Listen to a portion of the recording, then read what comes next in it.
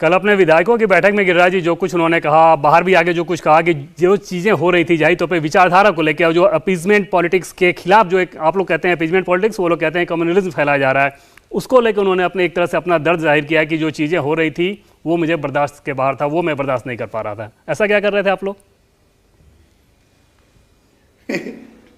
देखिए देवेंद्र जी, अगर मैं फिर वही कहानी 2010 की कहानी अगर आप सुन सकते हैं तो मैं सुना दूंगा। जी हाँ बिल्कुल, ये नौटंकी है क्योंकि कहानी वैसी ही हो गई है। एक बार फिर से सुना दीजिए। पहली बार मुख्यमंत्री कौन बनाया? भारतीय जनता पार्टी ने। उस समय अपीजमेंट और ये मुसलमानों के प्रति प्रेम उनका नहीं था क्या? नौटंकी था क्या? एक कहानी अटल बिहारी वाजपेयी ने कहा था।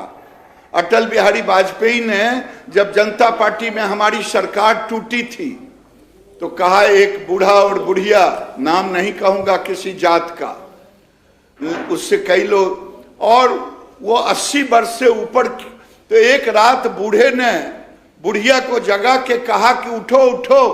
कहा क्या हुआ? तो कहा कि मैंने आज तक तुम्हारा गोत्र नहीं पूछा। बुढ़िया ने 4 तमाचा मारी। कहे, रे बुढ़ा खंडास, मेरे साथ मेरी जवानी से खेला, नाती पोता हुआ, और आज तुम मेरा गोत्र पूछ रहे हो। आज उन्हें दिखाई दे रहा है मेरी सांप्रदायिकता की नीति। ये इतने साल मुख्यमंत्री बने, उस समय नहीं दिखाई दिया, फिर मुख्यमंत्री बने, उस समय नहीं दिखाई दिया, हमने मुख्यमंत्री माना, उस समय नहीं दिखाई दिया। ये बहाना है, ये बहाना है। कहीं पे निगाहें, कहीं पे निशाना। रात में खटकता है कि मैं भी प्रधानमंत्री मटेरियल हूँ। कुछ लोगों ने उनके अंदर ये भर दिया है, उसी मटेरियल के कारण वो समय समय पर ये कर रहे हैं। आज भी मैं चुनौती के साथ कह रहा हूँ, नीतीश बाबू, जैसे 2014 में बिहार की जनता ने आपको दिखा दिया आपका औकात, फिर आप अकेले लड़के देखिए ना, क्या दिक्कत है? क्या दिक्कत है? कह दीजिए कि हम अकेले चुनाव, तब मैं समझूंगा कि आपकी नीति और नीयत आपके साथ है, आपका लोकप्रियता है, आप 20 साल से मुख्यमंत्री हैं। गिरिराज जी, 2005 से 2010 के बीच भी बिहार में आप नीतीश कुमार कैबिनेट में मंत्री थे और तब भी बहुत सारी चीज़ें होती थी। उस समय नीतीश कुमार को बीजेपी जैसे हैंडल करती थी, अब की बीजेपी जैसे हैंडल करती है, प्रधानमंत्री नरेंद्र मोदी, अमित शाह की बीजेपी जैसे हैंडल करती है, क्या आपको उसमें कोई बदलाव लगता है? क्योंकि जेडीयू के लोग ये कहते हैं कि नीतीश कुमार इस बात को लेकर बहुत नाराज रहते हैं कि पहले बीजेपी के शीर्ष स्तर पर उनकी बात सुनी जाती थी, अब वैसा नहीं हो रहा। देखिए, ये सब बहाना है भाई। उस समय अटल जी अडवाणी जी थे, अभी अमित शाह और नरेंद्र मोदी हैं, और दोनों उनको सम्मान, इससे बड़ा सम्मान क्या देंगे नरेंद्र मोदी कि नीतीश कुमार को पब्लिकली उनकी तारीफ करे? और क्या चाहते हैं? माथा पर बिठा के रखे, 43 वाले को मुख्यमंत्री बना दिए। अब कैसा सम्मान चाहते हैं? कैसा व्यवहार चाहते हैं? ये सब कुछ नहीं है। न अमित शाह, न बीजेपी, न नरेंद्र मोदी, हम उनको प्रधानमंत्री नहीं बना सकते, क्योंकि देश में प्रधानमंत्री एक ही है, एक ही पद है, वो नरेंद्र मोदी। 2024 लोकसभा के लिहाज से गिरिराज जी बात करें तो जिस प्रकार से, ठीक है कि आप कह रहे हैं कि अकेले लड़े, पता चल जाएगा, 2014 का उदाहरण दे रहे हैं, लेकिन ये तो हकीकत है ना कि अकेले नहीं है, 7 दल उनके साथ हैं। लोकसभा में चुनौती रहेगी अगले लोकसभा में? देखिए, राजनीति में तो चुनौती का सामना करना पड़ता है और निर्णय जनता करती है। हमारी चुनौती नहीं है, हम तो जनता के पास जाएंगे और जनता के सामने अपनी बात को रखेंगे।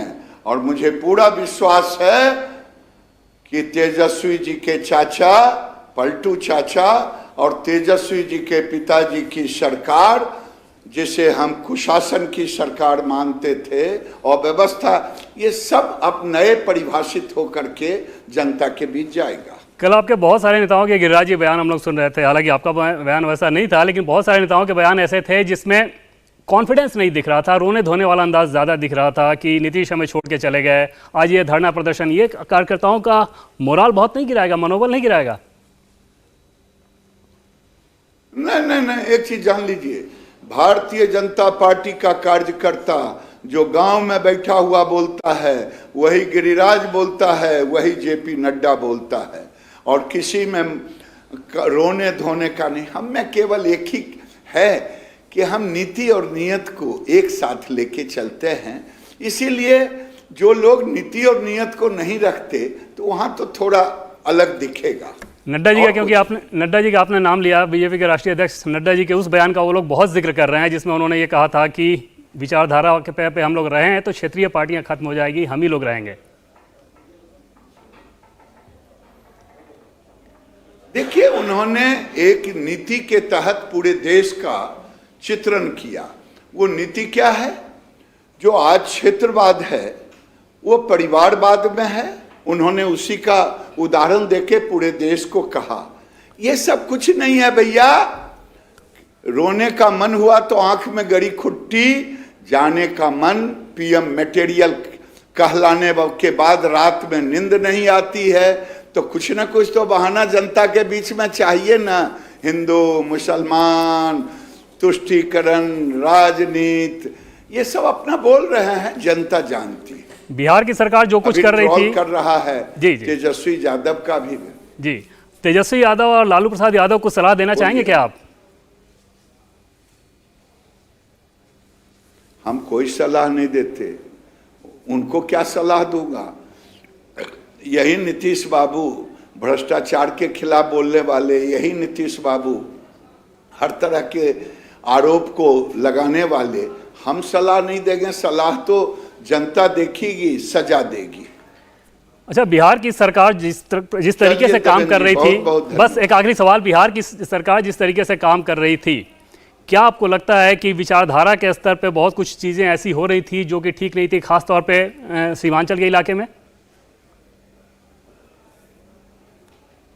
बिल्कुल, हमारे जैसे लोगों को तो बड़ा बुरा लग रहा था कि बिहार में 500 से ऊपर स्कूल, एक देश एक कानून लागू ना हो, शरिया का कानून लागू हो।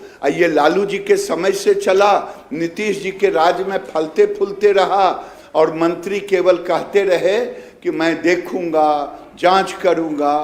अब मुझे ये नहीं कबूल है कि भारत के अंदर दो कानून चले। इंडिया टीवी हर वक्त हर जगह डाउनलोड करने के लिए सर्च करें India TV news Google play store या ऐप स्टोर पर।